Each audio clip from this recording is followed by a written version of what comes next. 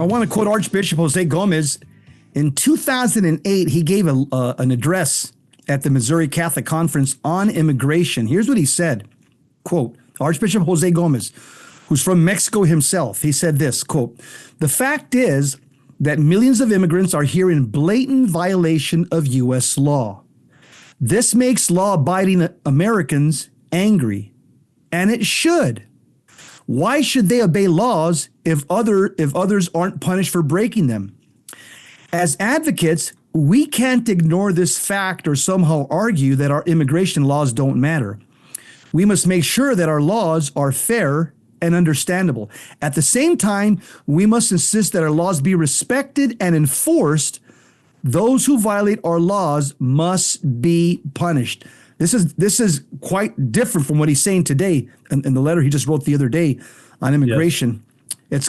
It's almost like two Archbishop Gomez's here. Sort of like somebody got to him, Jesse. Sort of like somebody got to him. This is back in 2008 when he was the bishop of, I think, San Antonio, Texas. He talks about supporting as punishment for illegal immigration. Mm-hmm. He's talking about, deportation as well.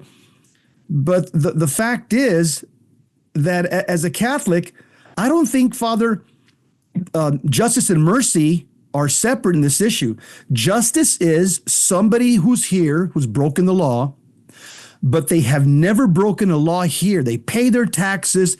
They're basically quiet, silent, virtuous, upstanding citizens that are supporting the family. And I think and working. Yeah, and they're not takers, they're givers. Yeah. I think that President Trump is tracking in the right direction, and I think that this is a compassionate thing to do. Obviously, there should be a fine. Obviously, they should be made to get in the front of the line.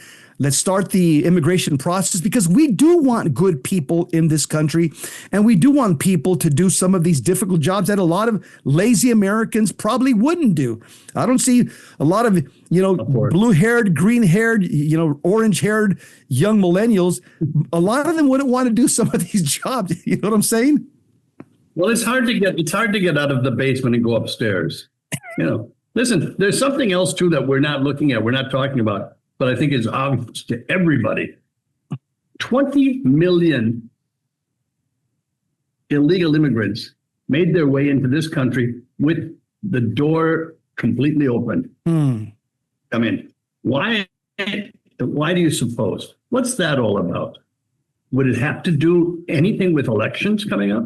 Would it have to do with looking for a general amnesty so that everyone could vote?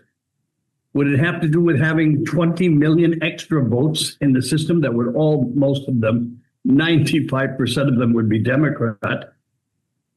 Why don't we look at that? Why isn't that ever admitted by anybody? Because it's the obvious reason that the door was open. The gates were open, the floodgates were open. Come on in.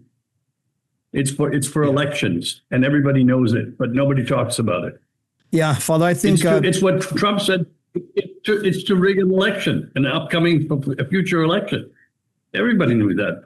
Everybody knows that. I'm 100% with you. I believe illegal immigration, I think it's a geopolitical attack used by the left, used by the deep state on America to try to change the demographics and the culture of America, to try to bring in third world populations that don't want to assimilate. Because if you flood a border and if you flood a country with millions of illegal aliens a year, you make the country and you make those people ungovernable. Take a look at what's happening in Los Angeles and some of the major streets. Those people become ungovernable, and it puts a strain on our economy, law enforcement, military, all these extra things we have to pay for because you have illegal aliens here that are ungovernable. Because, again, they've already come with this, a lot of them, not all of them, a lot of them have come with this Marxist mentality, this Viva la Revolucion, and they're bringing it into the streets of the United States. And they are ungovernable, and they make life for people who are American citizens unlivable. Yeah, absolutely. Yeah. And again, I think that as Catholics, I heard Marco Rubio recently in several interviews, and they fact checked him, and it's turned out to be true. He says the United States is the most generous country in the world. Senator Marco Rubio says the United States takes in about 1 million legal immigrants a year. He said no other country even comes close to that. And so if anybody's trying to accuse the United States of not doing their work, I would argue that the United States, in terms of immigration, they're doing the lion's share of the work. No other country even comes close to that figure. Reminds me of the attacks that are constantly upon Pius XII. Pope Pius XII. I may seem like I'm getting off subject, but I'm not. Yeah. He was against the Jews. He could have done more. This, that, and the other. Well, it comes down to this. Give me the name of somebody who did more for the Jews. Mm. Who did more than Nobody. Pius XII for the Jews? Nobody. Nobody. By hundreds of thousands. Nobody did. So let's stop looking at this and start looking that way. Yeah.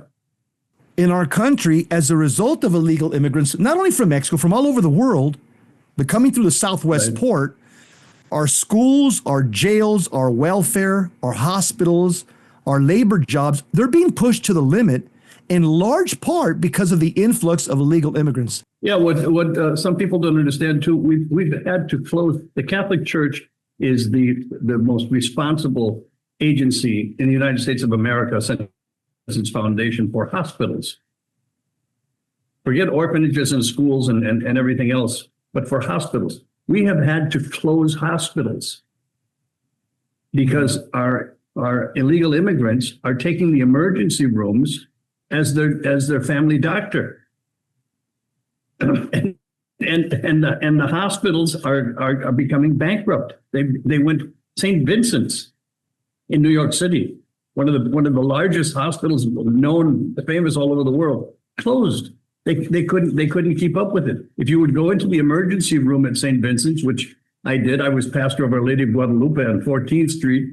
St. Vincent's is on 12th Street. When you would go in I go over to visit the sick twice a week.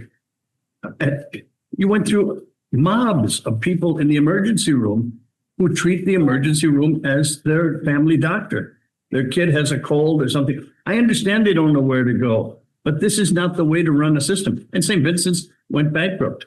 They had to close 2 years ago. Wow. And this is typical. I mean, it happens often. So you're right. If you bring it down to your household, what could you do in your house? How many people could you accommodate in your household? Extra people. A limited number. People who speak a different language. people who have nothing culturally or socially to do with you. How many of those people could you accommodate in your house? Be the best Christian that you want to be. How could you do that? Well, the same thing is true with the nation. There is a limit, and therefore there's a legal limit every year of immigrants who can come in. It's not because we want to be horrible people and selfish. Americans are not selfish. I told you, that I had an orphanage in Mexico. Yes. That orphanage cost millions of dollars to create. All of that money, most of that money, 90% of it came from the United States of America. Who do you think would help with that? Americans.